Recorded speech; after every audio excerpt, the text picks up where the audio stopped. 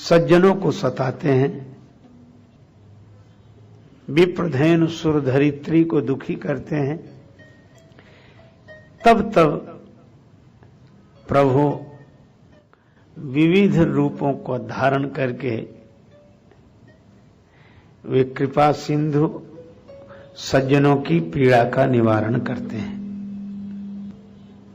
असुर मारि थापहि सुरन, वे राक्षसों का विनाश करते हैं, देवताओं की स्थापना करते हैं, श्रुति सम्मत धर्म की स्थापना करते हैं और उनके स्वयं का विस्तार जगत में होता है, जिसके गायन श्रवण से भक्तजन लाभान्वित होते हैं।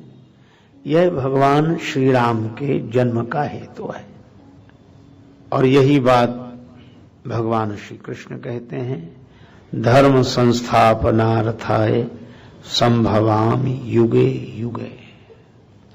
धर्म के प्रति हमारे मन में आस्था होनी चाहिए, क्योंकि धर्म वह व्यवस्था है जो जीवन को सही मार्ग में चलने के लिए प्रेरित करती है और प्राणी को उसके लक्ष्य की प्राप्ति कराती है। भगवान धर्म की स्थापना के लिए आते हैं।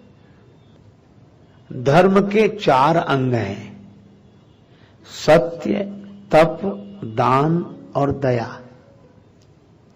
ये चारों जहां हों वहां धर्म का आचरण हो रहा है, ऐसा सहज समझ लेना चाहिए। पर इसमें एक बात स्मरणीय है, माता कैकेयी भी कह रही हैं कि श्री राम अगर तुम वन चले जाओगे तो धर्म के 4 अंग पूरे हो जाएंगे। तुम्हारे पिता ने जो वचन दिया है मुझे, वह पूरा हो जाएगा और वे सत्यवादी कहलाएंगे। तो महाराज दशरथ जी का तो सत्य रह जाएगा और राम तुम वन में जाओगे तो तप तुम्हारे लिए हो जाएगा, तापस वेश विशेष उदासी। तप तुम करना, सत्य महाराज दशरथ जी के लिए, तप तुम्हारे लिए, और दान का दान तो भरत को कर दो, राज्य का दान भरत जी के लिए। और दया करने योग्य तो एक ही है, कौन? भय मंथरा सहाय बिचारी। बिचारी मंथरा ने मेरी सहायता की तो उस पर दया हो और दान भरत को मिले, और राम तप तुम्हारे लिए और सत्य महाराज दशरथ के लिए। धर्म के 4 अंग पूरे हो रहे हैं, तो मैं तो धर्म की ही बात कह रही हूं और तुम धर्म की स्थापना के लिए आए हो, तो यह कार्य अवश्य करो। अब तार्किक ढंग से तो ये बात बड़ी उचित लगती है कि धर्म के सचमुच 4 अंग पूरे हो रहे हैं, पर नहीं, यह दिखाई दे रहा है धर्म, पर धर्म नहीं है। क्यों नहीं है?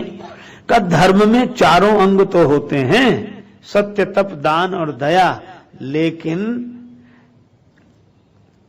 उसका स्वरूप यह है कि सत्य और तप अपने लिए, दान और दया दूसरों के लिए। सत्य, तप अपने लिए, दान और दया दूसरों के लिए। जो ऐसा व्यवहार करते हैं वे धर्मात्मा है। अब यह कोई धर्म थोड़ा ही हुआ कि सत्य और तपस्या दूसरों के लिए और दान और दया हमारे लिए। दान हमें दो, दया हम पर करो, सत्य तुम बोलो, तपस्या तुम करो। ऐसा तो धार्मिक हर कोई हो जाएगा। इस दृष्टि से तो ये धर्म युग है ही। सब यही तो कहते हैं, सत्य तुम बोलो, तपस्या तुम करो, दान हमें करो, दया हम पर करो। अरे नहीं भाई, अगर दान भी लो तो दूसरों की सेवा के लिए लो, दया जो दीन है उन पर दया का भाव रखो, और स्वयं के लिए सत्य और तप। कबीरदास जी स्वयं स्पष्ट कहते हैं, मर जाऊं मांगू नहीं अपने तन के काज। मुझे क्या चाहिए? अच्छा, सचमुच साधु को क्या चाहिए?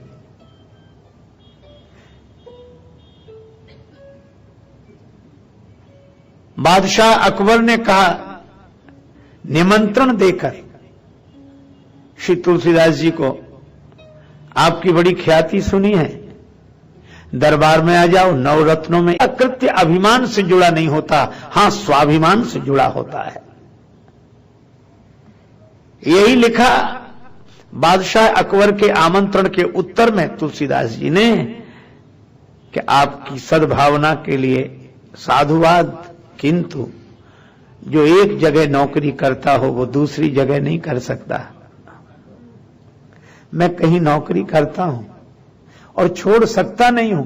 क्यों? लिखा पढ़ी हो गई है, अब पक्की लिखा पढ़ी है। और उन्होंने दोहा लिखा, कहां नौकरी करता हूं और लिखा पढ़ी किस रूप में हुई? उन्होंने कहा, हम चाकर रघुवीर के, हम चाकर रघुवीर के पटो लिखो दरबार। दरबार में पट्टा लिख गया है। और तुलसी अब का होंगे नर के मनसबदार। अब मनुष्य की नौकरी क्यों करेंगे? जो नारायण की सेवा करता हो, नारायण की नौकरी करता हो, नर की क्या सेवा करेगा? किसी ने कहा कि बाबा, आपने बादशाह को कुछ नहीं समझा, और इस अवस्था में जब आपके पास कुछ नहीं है। लोग तो चेष्टा करते हैं कि किसी तरह हमें भी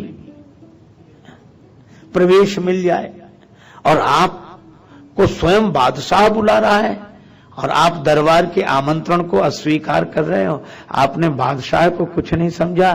तुलसीदास जी मुस्कुराकर बोले, ये तो बादशाह है। तीन टूक कौपीन के अरु भाजी बिन लौन, और तुलसी रघुवर उर बसें तो इंद्र विचारो कौन।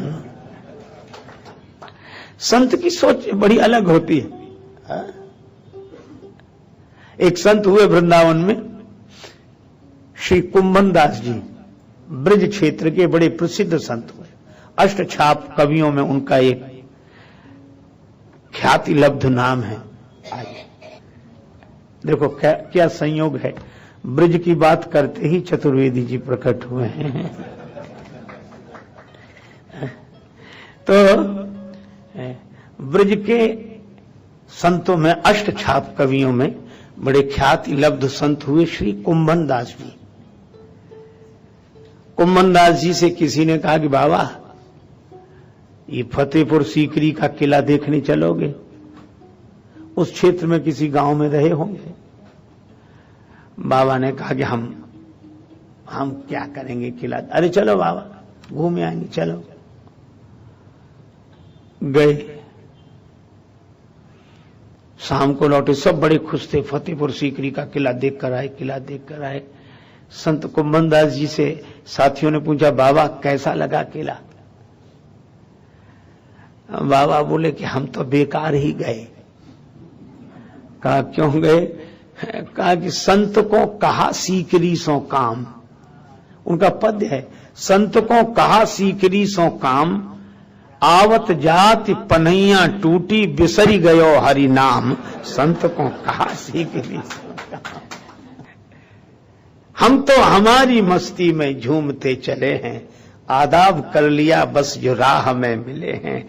हो चाहे जैसा मौका खाएंगे नहीं धोखा, पाया है ज्ञान ऐसा गुरुदेव से अनोखा। रास्ता मिला है पक्का हम दौड़ते चले हैं, हम तो हमारी मस्ती में झूमते चले हैं।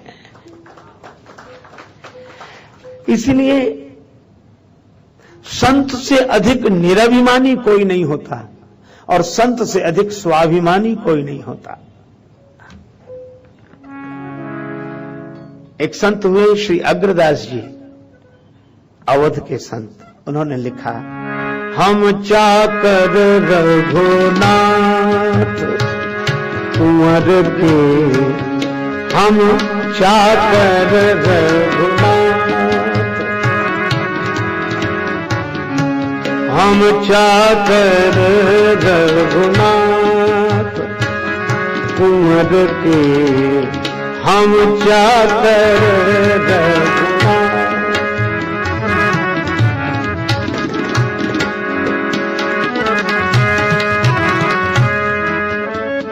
आशिक नहीं काहू नारी नर के चाकर कुंवर के, हम चाकर रघुनाथ।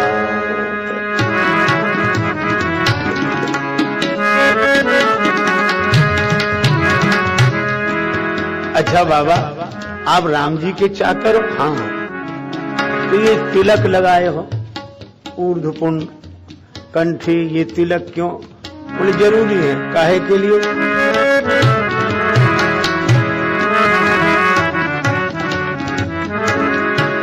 जम के दूत निकट नहीं आवे,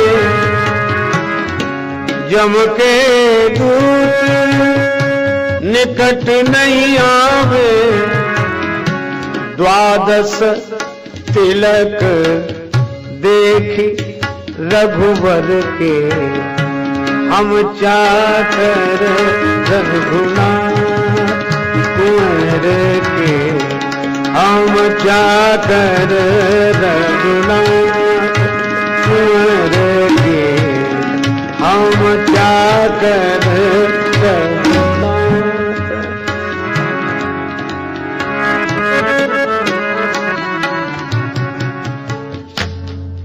देखो, मध्य प्रदेश में एक बार हम लोग घूम रहे थे तो सड़क किनारे वो पेड़ लगे, तो उन पेड़ों पे वो चिन्ह सफेद सफेद, बीच में लाल, ऐसे। तो एक सज्जन से किसी ने पूछा कि ये क्यों? कहा ये सरकारी चिन्ह है। तो ये क्यों लगा दिया? बोले ताकि जो लकड़ी काटने वाले भी डरेंगे कि सरकारी पेड़ है, इन्हें मत काटो, ये चिन्ह लगा है, सरकारी है। उस दिन हमें समझ में आया कि महात्मा तिलक क्यों लगाते हैं। सब समझते हैं ये सरकारी है, इनसे छेड़छाड़ मत करो।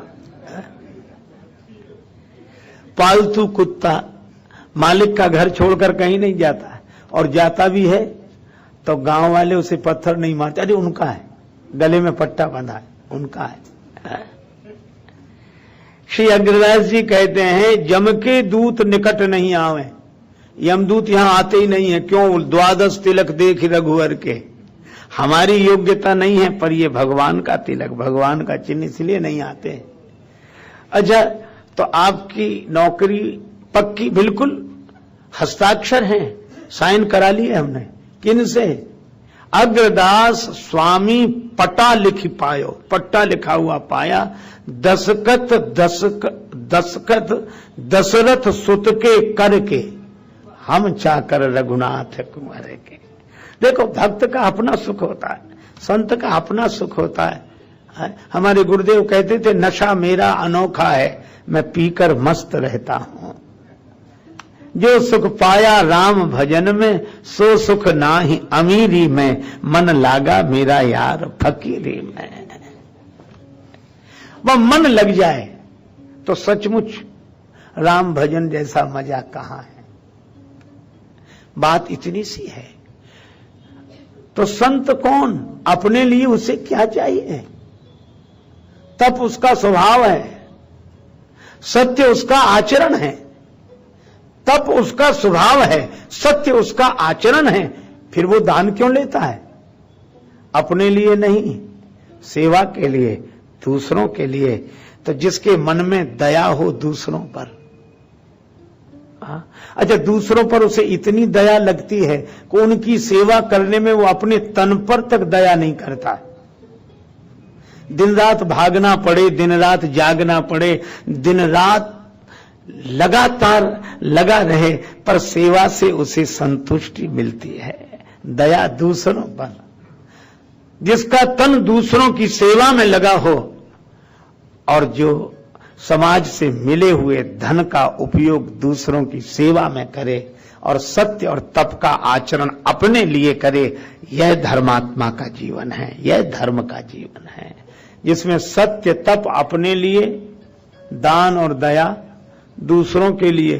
पर माता कैकेयी कहती हैं सत्य दशरथ जी के लिए, तप राम के लिए, दान भरत के लिए और दया मंथरा के लिए। ये तो उल्टा हो गया।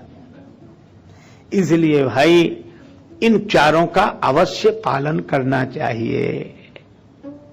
देखो, जिसके जीवन में जबान का सत्य नहीं होगा, जो जबान के सत्य से नहीं जुड़ा, वो जीवन के सत्य से क्या जुड़ेगा? पहले सत्य वचन हो, सत्य आचरण हो, हां, लेकिन सत्य के साथ शील जरूरी है। अच्छा, अपने यहां अद्भुत परंपरा है, एक चीज देते ही नहीं है, हमेशा दो। स्वागत में भी लोग पूछते लौंग इलायची लोगे? कुछ लौंग इलायची, ये कोई नहीं कहता कि इलायची ले लो या लौंग इलायची। दूसरे कहते पान सुपारी, गरी मिश्री, काजू किशमिश। आप विचार करके हर एक के साथ एक लगा हुआ है। इसका अर्थ क्या है? इसका अर्थ यह है कि जो हमें लाभ पहुंचाता है उसका गुण तो हम ग्रहण करें ही, पर वह हमें रिएक्शन न करने लगे, इसलिए समन के लिए दूसरी औषधि साथ में होनी चाहिए।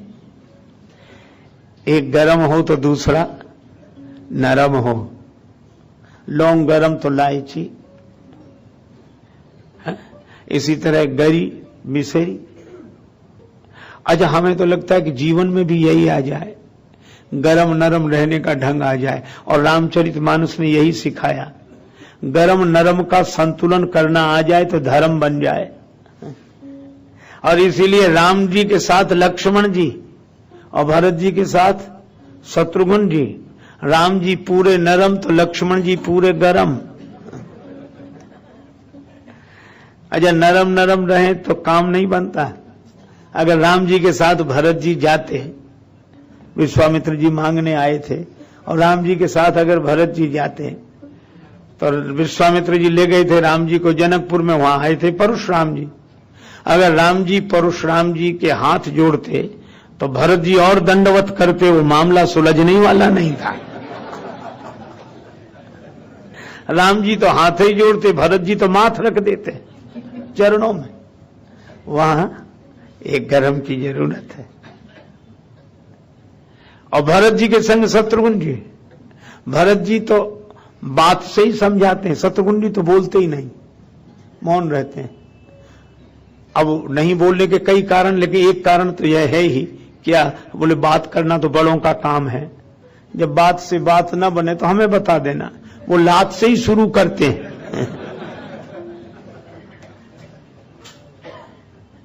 जरूरत है, लेकिन आपने एक बात देखी, ये सही है कि नरम गरम दोनों हैं, पर बड़ा भाई नरम है और छोटा भाई गरम है, चाहे राम लक्ष्मण हो चाहे भरत शत्रुघ्न हो। इसका अर्थ है कि गर्मी तो रहे, पर गरम नरम के कंट्रोल में रहे। आग भी जरूरी है, आग से घर चलता है, लेकिन उसी आग से घर जलता है। आग चूल्हे की सीमा में रहे तो घर चलेगा, भोजन बनेगा, और सीमा छूट जाए तो उसी से घर जलेगा। तो गरम तो रहे, पर नरम के कंट्रोल में, नरम के अधिकार में। अच्छा, आप ऐसे सोचो, लात नीचे है, मुंह ऊपर है, बात यहीं से होती है। लात नीचे है, इसका अर्थ है कि लात के ऊपर बात रहनी चाहिए, बात के ऊपर लात नहीं रहनी चाहिए। कि बात से बात बने तो बड़ा अच्छा है। ये एक घर में पति आया बड़ी देर से, सामाजिक आदमी था, सेवा का काम करता था, तो देर सवेर होना जरूरी। और पत्नी बहुत नाराज थी, भोजन तो ठंडा हो गया था पर पत्नी गर्म हो गई थी, दाल ठंडी। आते ही बड़ी जोर से चीखने चिल्लाने लगी, इतनी देर से आए हो, तुम्हारे लिए अब तक जागू मैं, भोजन वो रखा है ठंडा है, अब मैं नहीं तुम्हारे लिए इस समय बनाने वाली हूं, यह कोई आने का समय हो, एक दिन की बात हो, रोज के रोज यही करते हो। पति कुछ नहीं बोला, भोजन उठाया, थाली में रखा, बैठकर खाने लगा। दाल ठंडी थी, अब वो नहीं बोल रहा। अच्छा, कई बार कठिनाई यह होती है कि कोई क्रोध में हो और उससे बोल जाओ तब तो वो नाराज हो गई और बढ़ेगा क्रोध, ना बोलो तो और नाराज होते हैं। ये क्रोधी के साथ बड़ी समस्या है। एक मैया को हमने देखा, वो अपनी बहू को डांट रही थी और बहू अगर कुछ न बोले, अच्छा तो हम पागल हैं, हमारी बात सुनी नहीं जा रही, हम कुछ पूछ रहे हैं तो जवाब तो देना चाहिए कि नहीं। अच्छा, बहू को समझाओ कि भाई कह दो, माता जी कुछ कह रही, तो बहू क्या कहती, अब वो बेचारी बोल जाए, अच्छा हमसे मुंह लड़ाती हो, जवाब देती हो। अब वो करे क्या, बोले तो जवाब देते हो, न बोले तो हमारी बात सुनी नहीं जा रही। अब पत्नी बोले जा रही है, अब पति बेचारा इसलिए नहीं बोल रहा कि आग तो जल ही रही है, बोलकर कौन घी डाले, लेकिन वो और नाराज हो गई। खाओ ठंडी दाल। पति ने कहा खा ही रहे हैं, कहना क्या उसने, खा रहे हैं, आज ही नहीं रोज ऐसे ही मिलेगी, अगर ऐसी आओगी तो। हद हो गई, आदमी को कुछ तो शर्म होना चाहिए, इतना कह रहे हैं तो भी इनको कुछ समझ में नहीं आ रहा है। लेकिन पति बड़ा गंभीर था, उसने देखा कि ज्यादा ही गर्म हो रही, तो उसने और कुछ नहीं किया, वो दाल की कटोरी उठाई, पत्नी के सिर पे रख दी। बोली ये क्या कर रहे हो, ये क्या कर रहे हो, मजाक करते हो। उसने कहा कि मजाक नहीं, दाल ठंडी है, खोपड़ी तो गर्म है, इसी पे रख देते, शायद गर्म हो जाए, अपना ये ठीक ठाक हो जाए। आप देख लो, यह संयोजन रामचरितमानस हमें सिखाता है और यहां यही दिखाई देता है। स्वयंवर सभा में जनकपुर में सब एकत्रित हैं।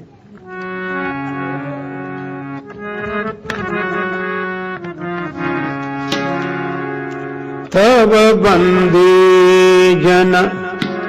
जनक बुलाए, तब बंदी जनक बुलाए, बिरदावली कहत चली आए, चले आए तब बंदी।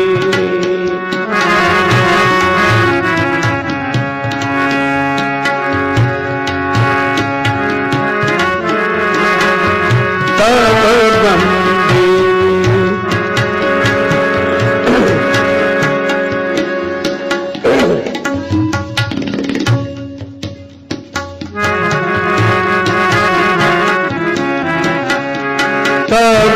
बंधे जनक बुलाए, तब बंधे बिरदावली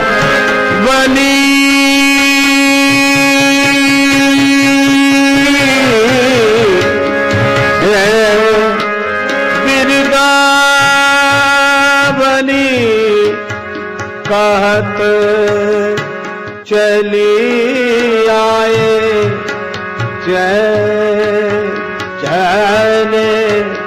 चली आए, चले आए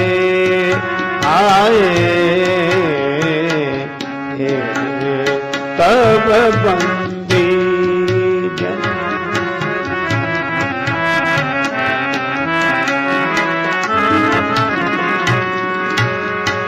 जनक बुलाए, तब बंदी तब बंदे तब बंदे तब बंदे। जनक जी ने अपने बंदी जनों को बुलाया, कहो सबसे। बंदी जनों ने समाचार दिया, जो वीर धनुष को तोड़ेगा सीता उसको अर्पण होगी, जयमाल उसे मिलेगी। ठीक। अब जो राजाओं ने सुना अकुला अकुला कर उठे। अच्छा एक बात सोचना, धनुष राम जी से टूटा, इन राजाओं से तो नहीं टूटा। देखो वो भगवान है, ये अलग बात है, पर व्यवहारिक दृष्टि से अगर विचार करें तो सफलता राम जी को मिली, राजाओं को नहीं मिली। क्यों? राम जी के जीवन में धर्म है और राजाओं का कोई धर्म नहीं है। कोई धर्म होने का अर्थ जिसका सिस्टम ही सही ना हो, जिसका कोई नियम ही ना हो। एक आदमी से हमने पूछा कब जग जाते, सब बोले चाहे जब जब जब जगते हैं तब जग जाते हैं। सोने को जब सोते सो जाते, नींद लगती सो जाते, जब जगते। खाने पीने बोले कोई ठिकाना नहीं, जब जहां जो हो गया। क्या खाते? जो मिल जाए। अरे ये नहीं, हमारा जागना, हमारा सोना धर्म से जुड़ा हो, हमारा भोजन, हमारे यहां जागना सोना तक धर्म से है। भगवान का स्मरण करके सो जाओ और जागे तो भगवान का स्मरण करके। रामायण में उदाहरण है, दशरथ जी सोने जा रहे हैं, क्या करके गए? विश्राम करने। देखो सोते तो हम सभी हैं, और जो नहीं सोते उन्हें भी सोना पड़ता है। नींद आ ही जाए तो क्या करें? कई बार जो लोग घर में नहीं सो पाते वो कथा में आके सो लेते हैं। मैं यहां की बात नहीं कर रहा, आप ऐसा ना समझें कि यहां कोई ऐसा है, किसी को लक्ष्य करके नहीं कह रहा, मैं एक बात बता रहा हूं। एक जगह एक गांव में था, तो हमारे सामने एक आदमी उसको दीवार मिल गई टिकने के लिए, तो सो गया।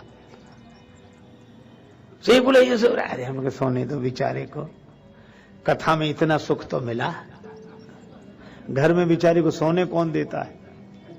यहां दीवार मिल गई टिकने के लिए, घर में तो टिकने ही नहीं देते, तो सोए कहां से? तो सोना तो मजबूरी है, सोता ही है आदमी।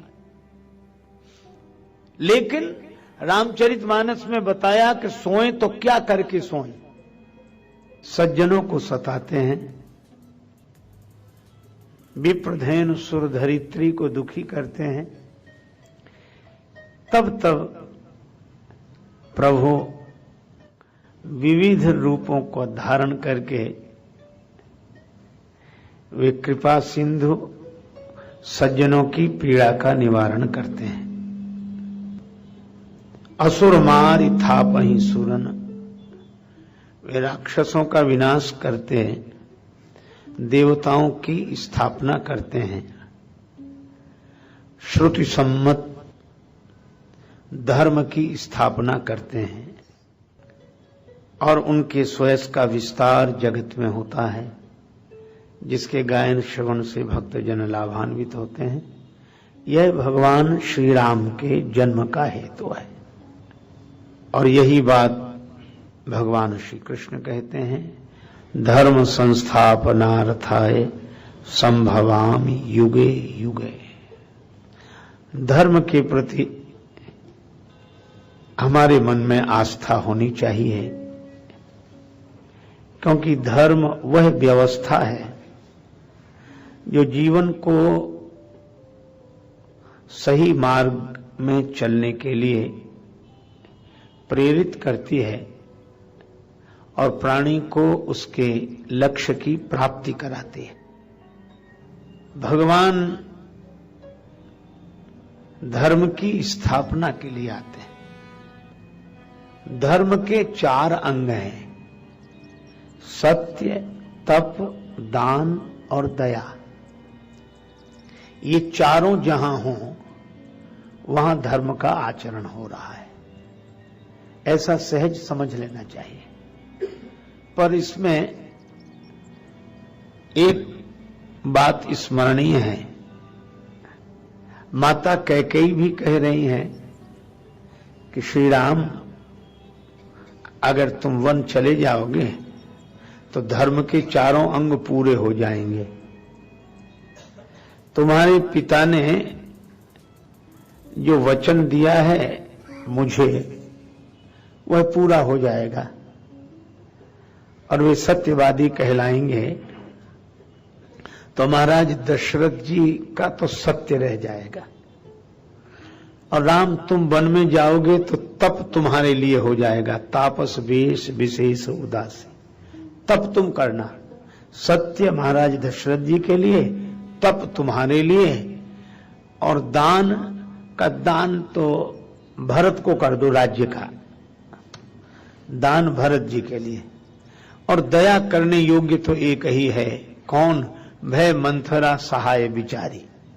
बिचारी मंथरा ने मेरी सहायता की तो उस पर दया हो और दान भरत को मिले, और राम तप तुम्हारे लिए और सत्य महाराज दशरथ के लिए।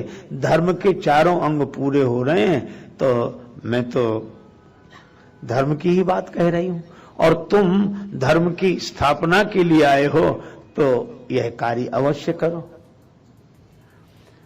अब तार्किक ढंग से तो ये बात बड़ी उचित लगती है कि धर्म के सचमुच चारों अंग पूरे हो रहे हैं, पर नहीं, यह दिखाई दे रहा है धर्म पर धर्म नहीं है।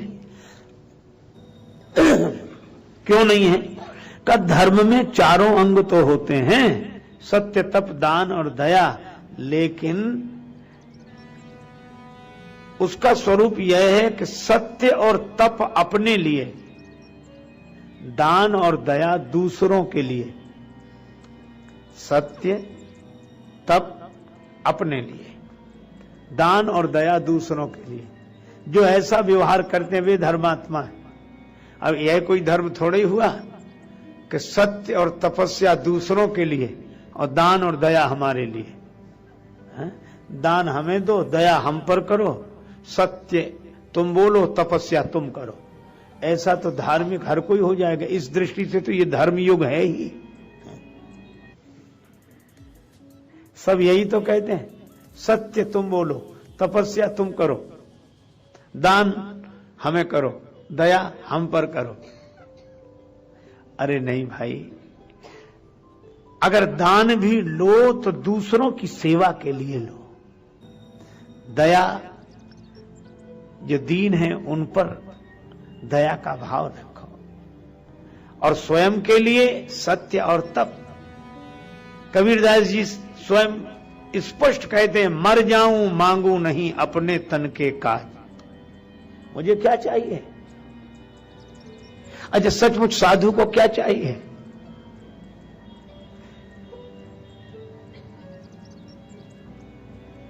बादशाह अकबर ने कहा निमंत्रण देकर श्री तुलसीदास जी को, आपकी बड़ी ख्याति सुनी है, दरबार में आ जाओ। नवरत्नों में अकृत्य अभिमान से जुड़ा नहीं होता, हां स्वाभिमान से जुड़ा होता है।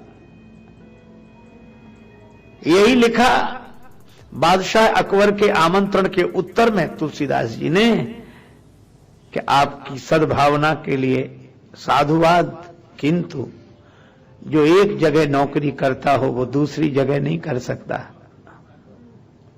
मैं कहीं नौकरी करता हूं और छोड़ सकता नहीं हूं।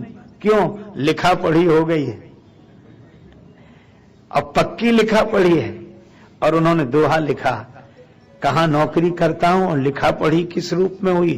उन्होंने कहा, हम चाकर रघुवीर के, हम चाकर रघुवीर के पटो लिखो दरबार।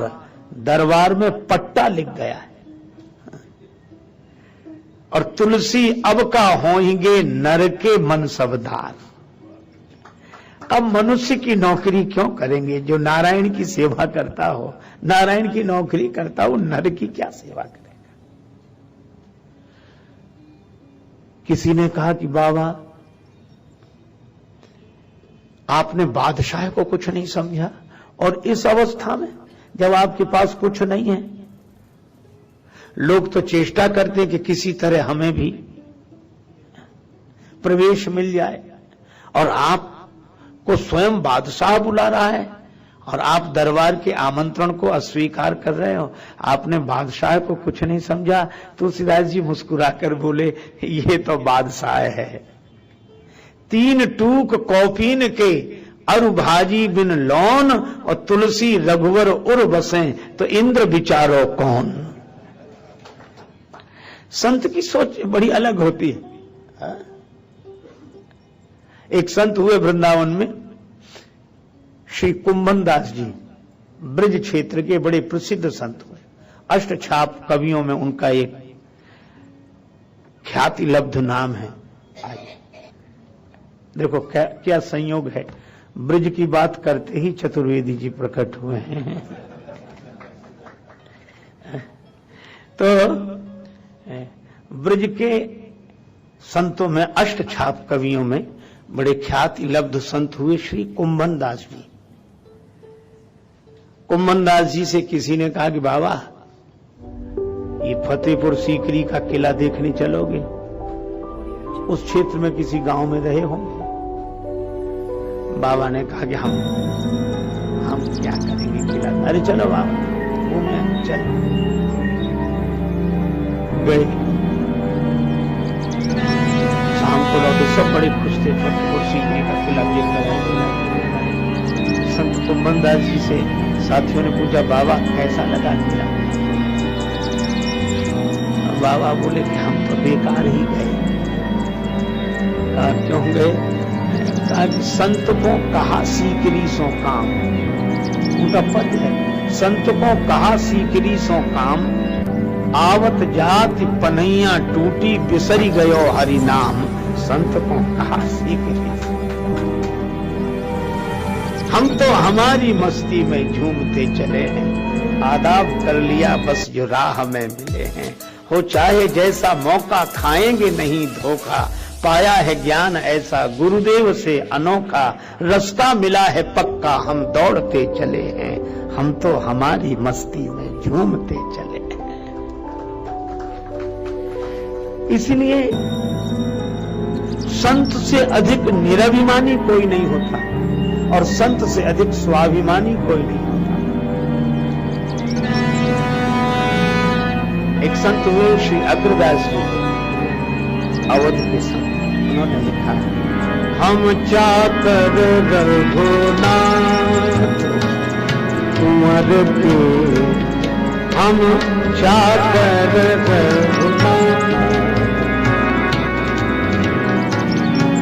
हम चाकर रघुनाथ कुंवर के, हम चाकर रघुनाथ।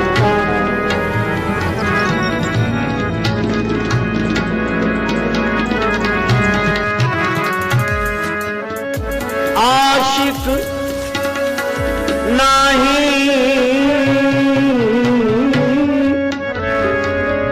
काहू नारी नर के चाकर कुंवर के, हम चाकर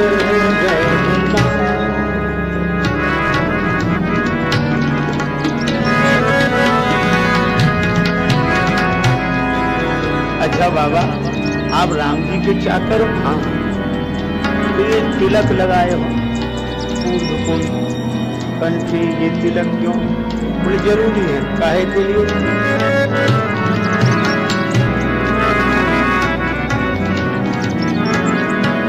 जम के दूत निकट नहीं आवे,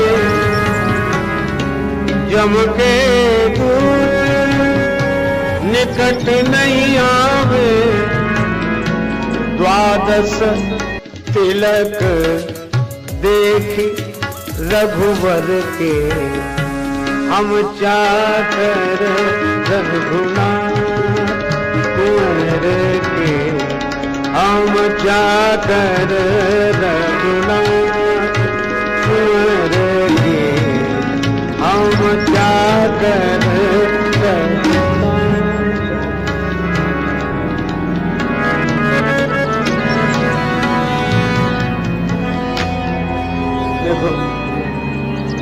मध्य प्रदेश में एक बार हम लोग घूम रहे थे, सड़क किनारे वो पेड़ लगे, उन पेड़ों पे वो चिन्ह सफेद सफेद बीच में लाल ऐसे। एक सज्जन से किसी ने पूछा कि ये क्यों? कहा ये सरकारी चिन्ह है। ये क्यों लगा दिया? बोले ताकि जो लकड़ी काटने वाले भी डरेंगे, एक सरकारी पेड़ है, इन्हें मत काटो, ये चिन्ह लगा है सरकारी। उस दिन हमें समझ में आया कि महात्मा तिलक क्यों लगाते हैं। सब समझते हैं ये सरकारी है, इनसे छेड़छाड़ मत करो। पालतू कुत्ता मालिक का घर छोड़कर कहीं नहीं जाता है, और जाता भी है तो गांव वाले उसे पत्थर नहीं मारते, अरे उनका है, गले में पट्टा बांधा है, उनका है। श्री अग्रदास जी कहते हैं जम के दूत निकट नहीं आवे, यमदूत यहाँ आते ही नहीं है। क्यों? 12 तिलक देख रघुवर के। हमारी योग्यता नहीं है, पर ये भगवान का तिलक, भगवान का चिन्ह, इसलिए नहीं आते। अच्छा, तो आपकी नौकरी पक्की बिल्कुल, हस्ताक्षर है, साइन करा लिए हमने इनसे। अग्रदास स्वामी पटा लिखी पायो, पट्टा लिखा हुआ पाया, दशकत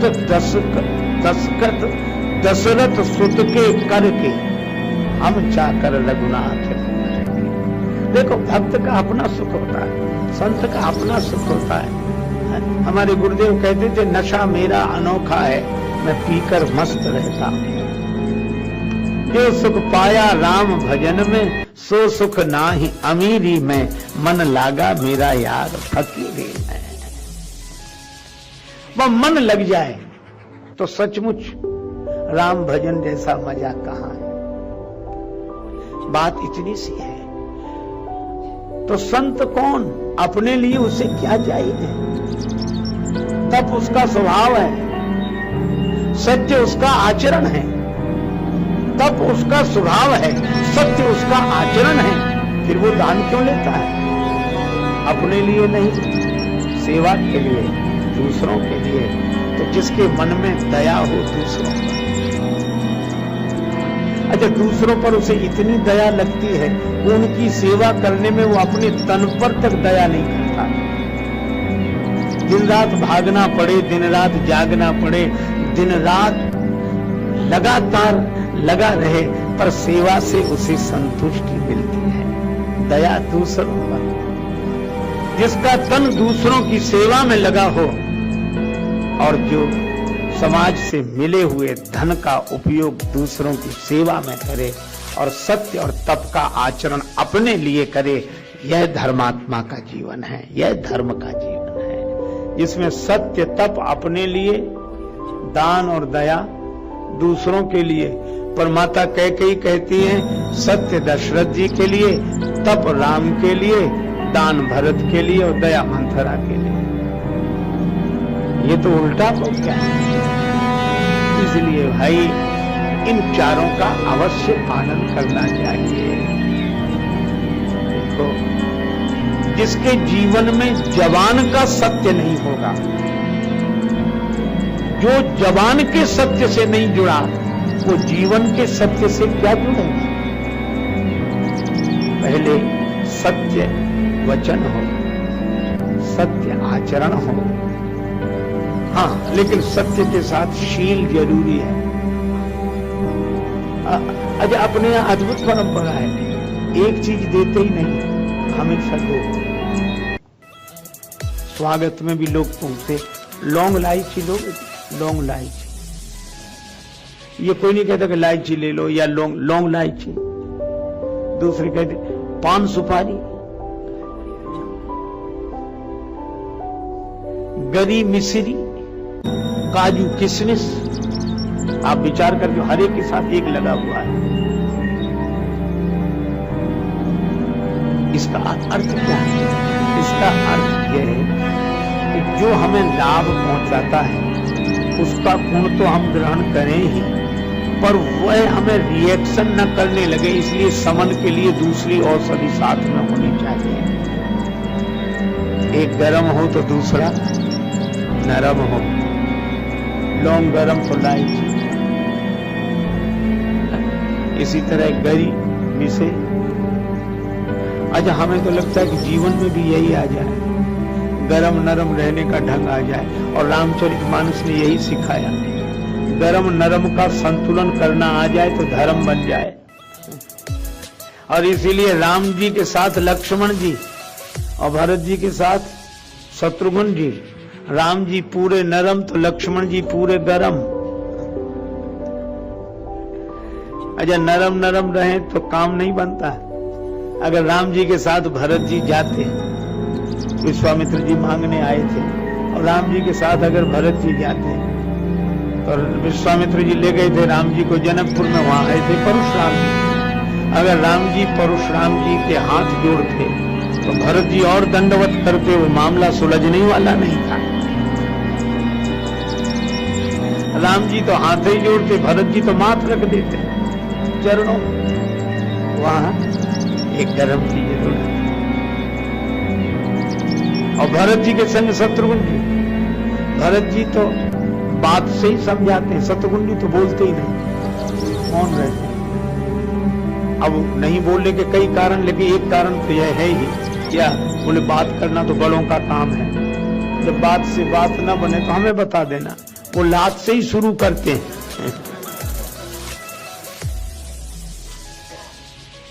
जरूरत है, लेकिन आपने एक बात देखी, ये सही है कि नरम गरम दोनों हैं, पर बड़ा भाई नरम है और छोटा भाई गरम है, चाहे राम लक्ष्मण हो चाहे भरत शत्रुघ्न। इसका अर्थ है कि गर्मी तो रहे पर गरम नरम के कंट्रोल में रहे। आग भी जरूरी है, आग से घर चलता है, लेकिन उसी आग से घर जलता है। आग चूल्हे की सीमा में रहे तो घर चलेगा, भोजन बनेगा, और सीमा छूट जाए तो उसी से घर जलेगा। तो गरम तो रहे पर नरम ये कंट्रोल, नरम के अधिकार में। अच्छा, आप ऐसे सोचो, लात नीचे है मुंह ऊपर है, बात यहीं से होती है। लात नीचे है, इसका अर्थ है कि लात के ऊपर बात रहनी चाहिए, बात के ऊपर लात नहीं रहनी चाहिए, कि बात से बात बने बड़ा अच्छा है। ये एक घर में पति आया बड़ी देर से, सामाजिक आदमी था, सेवा का काम करता था, तो देर सवेर होना चाहिए, और पत्नी बहुत नाराज थी। भोजन तो ठंडा हो गया था पर पत्नी गर्म हो गई थी, दाल ठंडी। आते ही बड़ी जोर से चीखने चिल्लाने लगी, इतनी देर से आए तुम्हारे लिए अब तक जागू मैं, भोजन वो रखा है ठंडा है, अब मैं नहीं तुम्हारे लिए इस समय बनाने वाली हूं, ये कोई आने का समय, एक दिन की बात हो, रोज के रोज यही करती। पति कुछ भोजन उठाया, खाने रखा, बैठकर खाने, दाल ठंडी थी। अब वो नहीं बोल रहा। जब कई बार कठिनाई यह होती है तो कोई क्रोध में हो और उससे बोल जाओ तब तो वो नाराज हो गई और बढ़ेगा, तो ना बोलो तो और नाराज होते हैं। ये क्रोधी के साथ बड़ी समस्या है। एक मैया को हमने देखा, वो अपनी बहू को डांट रही थी, और बहू अगर कुछ न बोले, अच्छा तो हम पागल हैं, हमारी बात सुनी नहीं जा रही, हम तो कुछ पूछ रहे हैं तो जवाब तो देना चाहिए कि नहीं। अच्छा, बहू को समझाओ, भाई कहते हो माता जी कुछ कह रही, तो बहू क्या कहती, अब वो बेचारी बोल रही, अच्छा हमसे मुंह लगाते हो, जवाब देती हो, अब वो करे क्या, बोले तो जवाब देते, न बोले तो हमारी बात सुनी नहीं जा रही। अब पत्नी बोले जा रही है, अब पति बेचारा इसलिए नहीं बोल रहा, आग तो चल ही रही है, बोलकर कौन घी डाले, लेकिन वो और नाराज हो गए, खाओ ठंडी दाल। पति ने कहा खा रहे हैं, कहना कि हम खा रहे हैं, आज ही नहीं रोज ऐसे ही मिलेगी, अगर ऐसी आओ। हद हो गई, आदमी को कुछ तो शर्म होना चाहिए, इतना कह रहे हैं तो भी इनको कुछ समझ में नहीं आ रहा है। लेकिन पति बड़ा गंभीर था, उसने देखा कि ज्यादा ही गर्म हो गई, तो उसने और कुछ नहीं किया, वो दाल की कटोरी उठाई, पत्नी के सिर पे रख दी। बोली ये क्या कर रहे हो, ये क्या कर रहे हो, मजाक करते हो? उसने कहा मजाक नहीं, दाल ठंडी है, खोपड़ी तो गर्म है, किसी को रख देते शायद गर्म हो जाए, अपना ये ठीक ठाक हो जाए। आप देख लो, ये संयोजन रामचरितमानस में सिखाता है और यहां यही दिखाई देता है। स्वयंवर सभा में जनकपुर में सब एकत्रित हैं।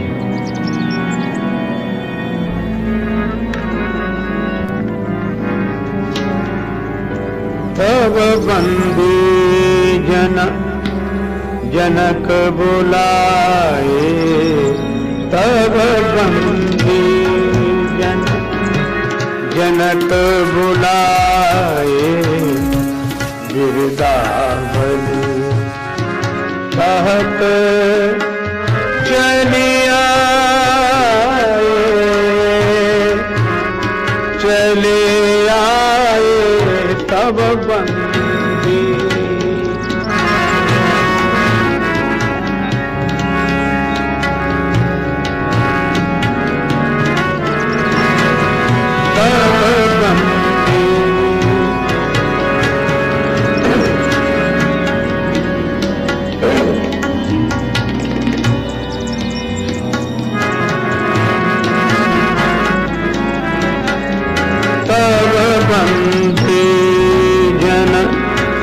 जनक बुलाए, तब बंदे जन बिरदावली,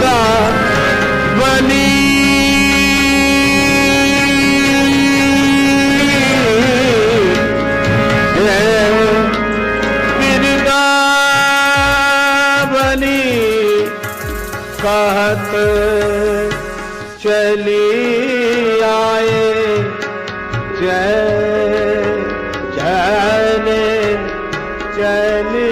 आए, चले आए, आए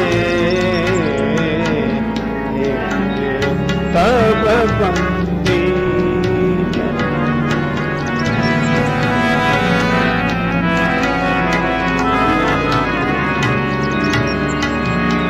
जनक बुलाए तब बंदी, तब बंदी, तब बंदी, तब बंदी। जनक जी ने अपने बंदी जनों को बुलाया, कहो सब। बंदी जनों ने समाचार दिया, जो वीर धनुष को तोड़ेगा सीता उसको अर्पण होगी जयमाल से। अब जो राजाओं ने सुना, अकुला अकुला करो। अच्छा एक बात सोचना, धनुष राम जी से टूटा, इन राजाओं से तो नहीं टूटा। देखो वो भगवान है, ये अलग बात है, पर व्यवहारिक दृष्टि से अगर विचार करें तो सफलता राम जी को मिली, राजाओं को नहीं मिली। क्यों? राम जी के जीवन में धर्म है और राजाओं का कोई धर्म नहीं है। कोई धर्म होने का अर्थ जिसका सिस्टम ही सही ना हो, जिसका कोई नियम ही ना हो। एक आदमी से हमने पूछा कब जग जाते, सब चाहे जब तब जग जाते। सोने जब सोते सो जाते, नींद लगती सो जाते, जब खाने पीने बोले कोई ठिकाना नहीं, जब जहां जो हो, क्या खाते जो भी। अरे हमारा जागना, हमारा सोना धर्म से जुड़ा हो, हमारा भोजन, हमारे यहाँ जागना सोना सिर्फ धर्म से है। भगवान का स्मरण करके सो जाओ और जागे तो भगवान का स्मरण करके। रामायण में उदाहरण है, दशरथ जी सोने जा रहे हैं, क्या करके गए? विश्राम करने। देखो सोते तो हम सभी हैं और जो नहीं सोते उन्हें भी सोना पड़ता है। नींद आई जाए क्या करें? कई बार जो लोग घर में नहीं सो पाते वो कथा में आके सुन लेते। मैं यहाँ की बात नहीं कर रहा, आप ऐसा ना समझें कि यहाँ कोई ऐसा है, किसी को लक्ष्य करके नहीं कह रहा, बात बता रहा हूँ। एक जगह गांव में था तो हमारे सामने एक आदमी थी, उसको दीवार मिल गई टिकने के लिए तो सो गया। से बोले ये सो रहा है, सोने तो बेचारे को कथा में इतना सुख तो मिला, घर में बेचारे को सोने कौन देता है? यहाँ दीवार मिल गई टिकने के लिए, घर में तो टिकने ही नहीं देते, तो सोए कहां से? तो सोना तो मजबूरी है, सोता ही है आदमी। लेकिन रामचरितमानस में बताया कि सोए तो क्या करके सोए? सज्जनों को सताते हैं, विप्रधेनु सुर धरित्री को